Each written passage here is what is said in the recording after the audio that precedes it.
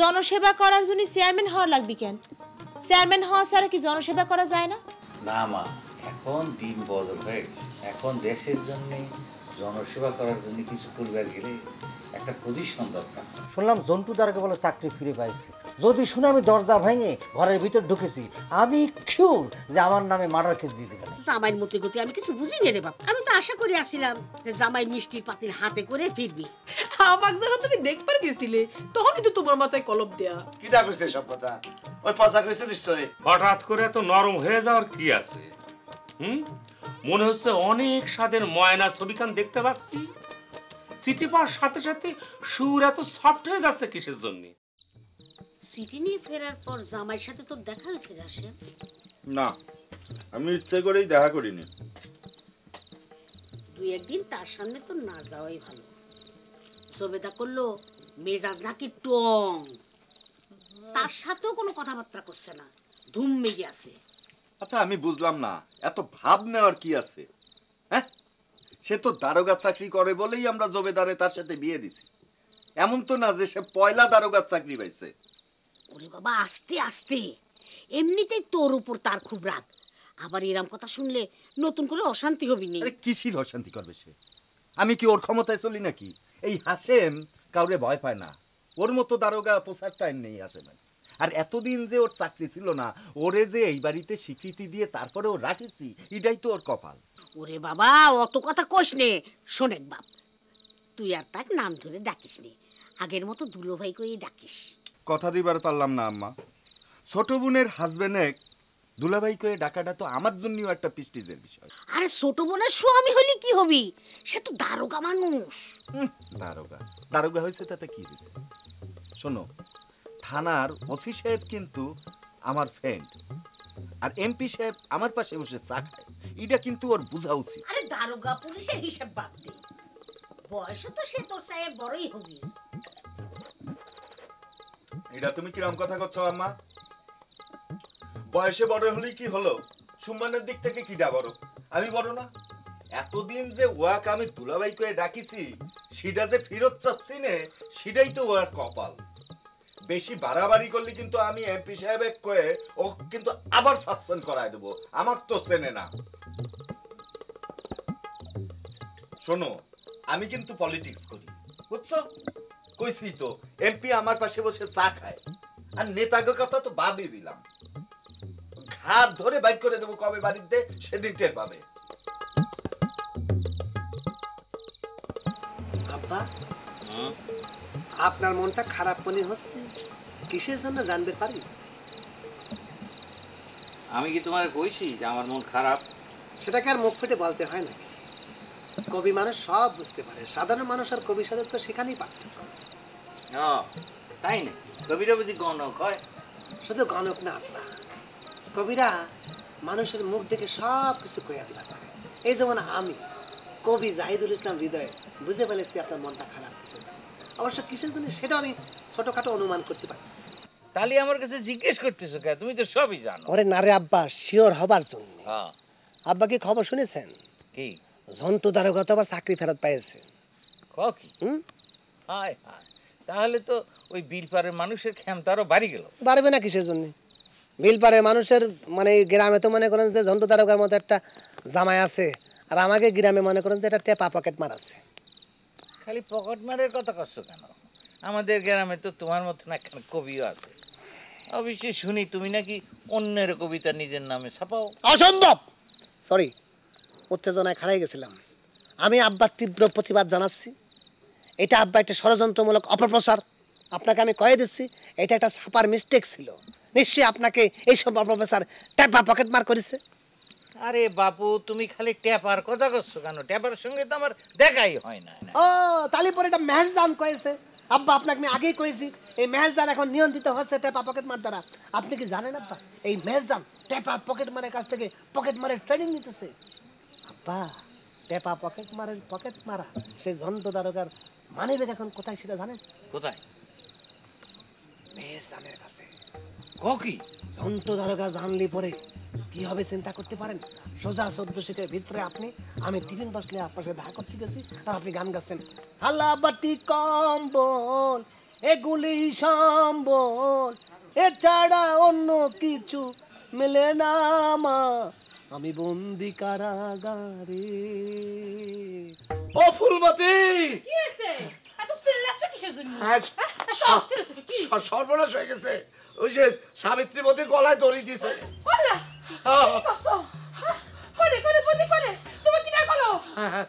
ঘরের মধ্যে এখনো লাশ নামানো হয়নি, ওই টেপা করলো।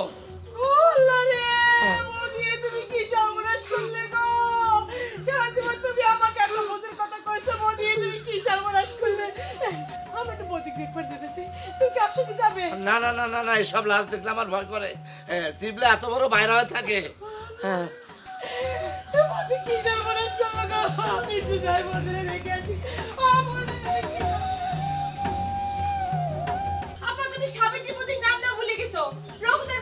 হায় হায়, তুই রঘুর মোর গলায় দড়ি নিছে।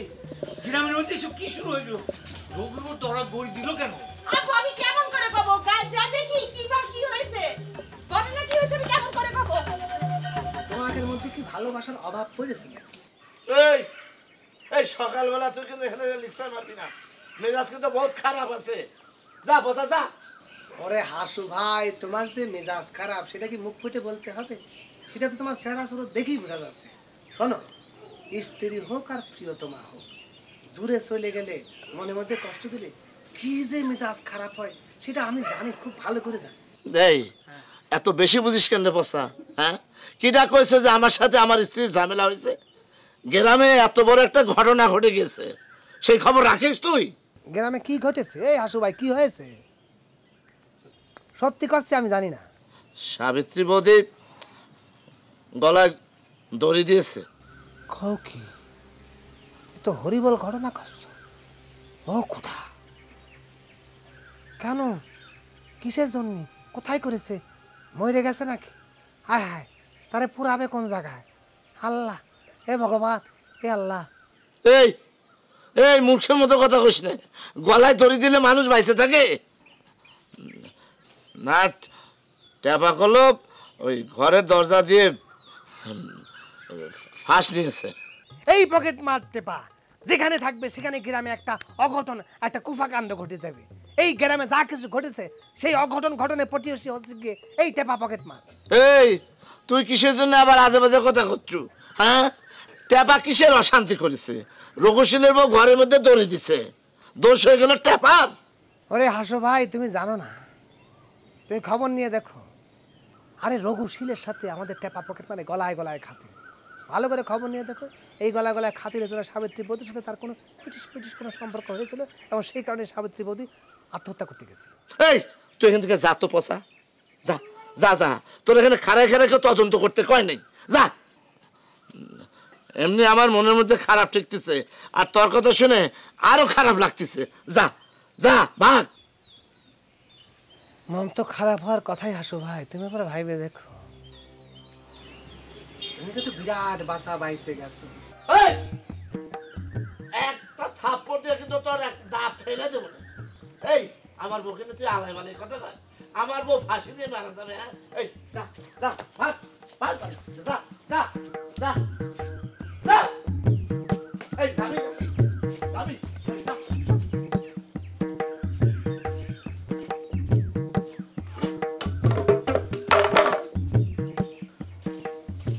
কাজটা ঠিক করেননি হাসো ভাই।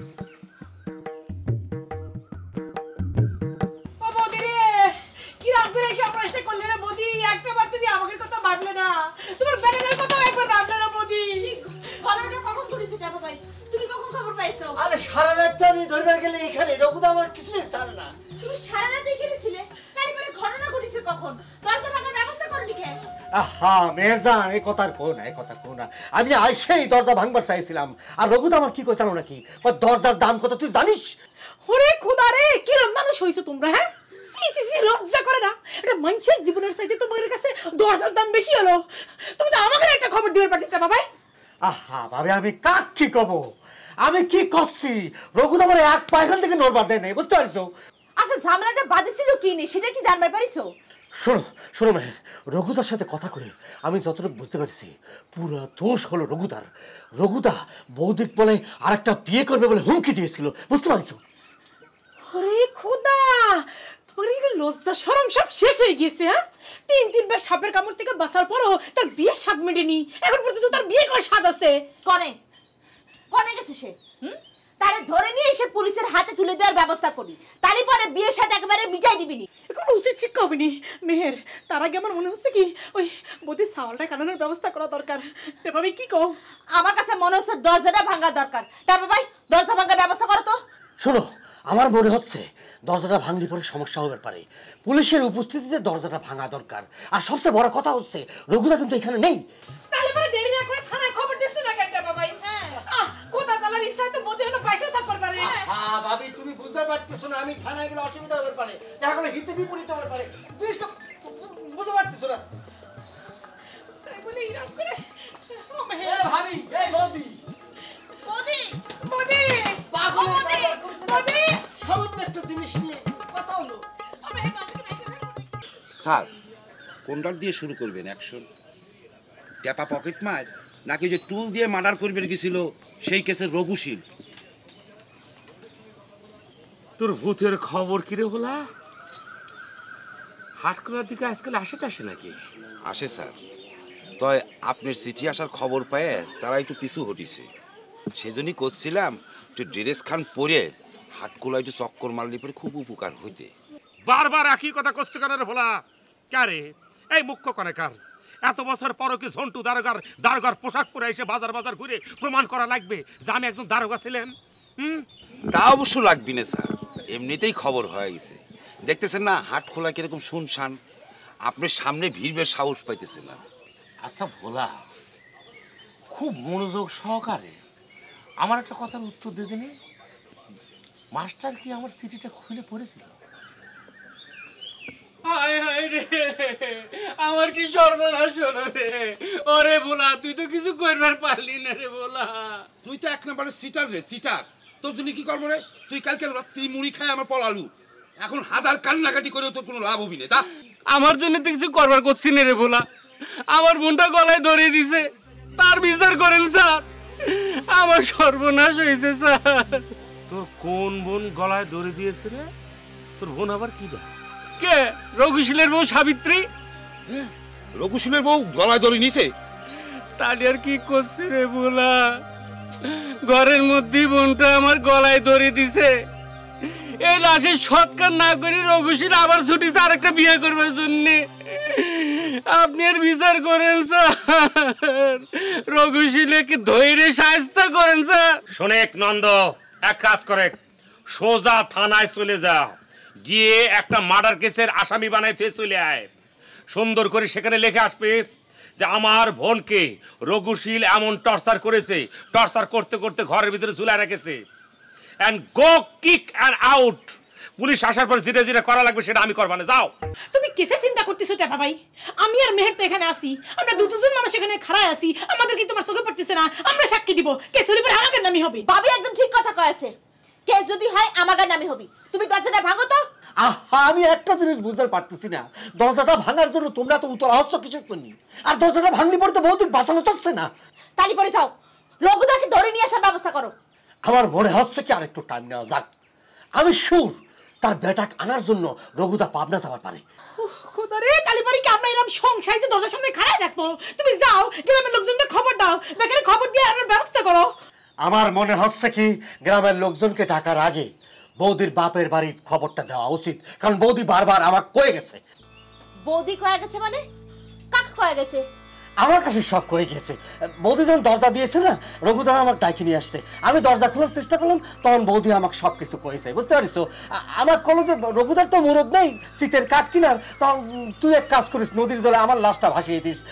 এখন কি করবো, নদীতে তো পানি নেই, একটা সমস্যার মধ্যে পড়ে গেলাম না। হ্যাঁ, বৌদি তোমাকে এত কথা কয়ে গেছে আর তুমি তাকে বাঁচানোর চেষ্টা করো যাবে ভাই? টাপা ভাই, তোমরা কি মানুষ না আর কিছু? বৌদি তোমাকে এসব কথা কলো আর তুমি এখান থেকে খাড়ায় খাড়ায় তার সাথে সীতার কারের গপ্প শুরু করলে। হ্যাঁ, তোমাকে দিলে কি দয়া মায়া বলে কিছু নেই? আমার এখন মনে হচ্ছে যে তোমরা হাতে ধরে তাইরে ফাঁসির কাটে ঝুলাই